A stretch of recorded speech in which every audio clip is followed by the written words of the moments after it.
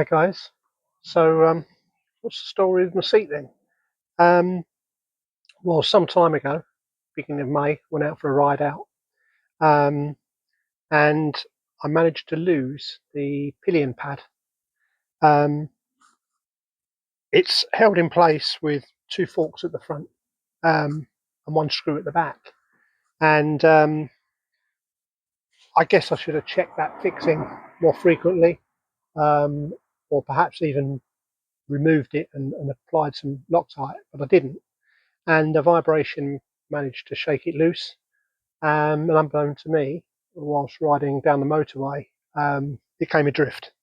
So it's lost to the motorway gods, unfortunately, um, which meant I had to order another one. Um, I tried Hitchcock's, they didn't have one, and there didn't seem to be anything in the country.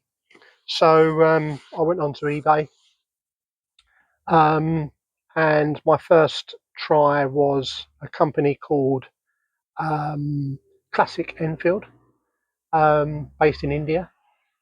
I ordered one on the 4th of May, um, and the delivery time given to me was somewhere between the 12th and 27th of May, which didn't seem too bad, since it was coming from India. So I placed an order. Um, there was no tracking, no communication. So I started to get a bit anxious towards the end of May. So on the 26th of May, I contacted them to be told that, well, it hasn't yet been dispatched. So that was very disappointing. So I cancelled that order. I then placed another order on the 28th of May with a company called Enfield County DE. As I say, I placed that order on the 28th of May, and it arrived on the 6th of June, which was great. And I'm about to fit it now. So let's run through the unpacking and see how it goes.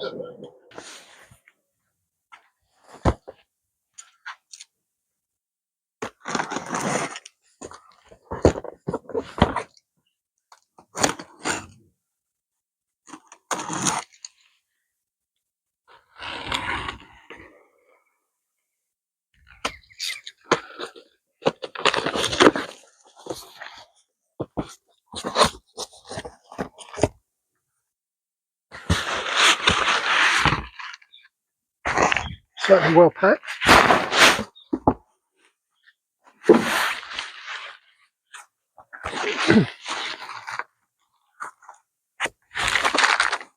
And it even comes with a replacement screw, which is useful. Albeit this time it's hex, and before it was a socket head. So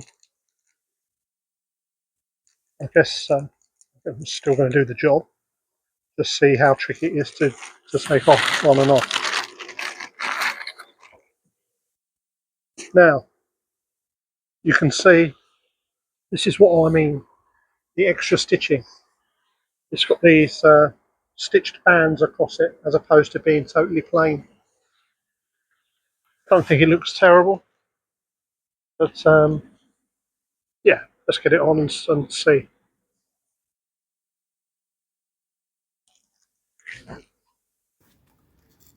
Now, according to the paperwork and the advert, this is the seat for a Classic 650. However, it does look, it's called a signature seat. It's got the RE logo there and says signature on it. It does look a little bit higher, which is, I thought, might be a good thing, a bit more comfort. But there seems absolutely no way I can get these forks fitted underneath the main rack. I think I'm going to have to remove the front seat, which is a bit of a pain really, if you ever have to remove it again. But it is what it is. So I'm going to try and take the seat off now, and see if that helps me load this on. So I've got the two 14mm bolts to remove, and then obviously that front seat can come off. Well, I located the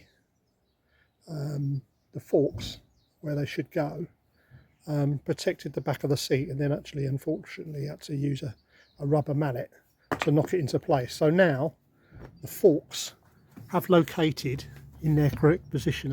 You're not really going to see, I don't think, but they have located, but they are so tight. You can see now the back of the seat is under some tension.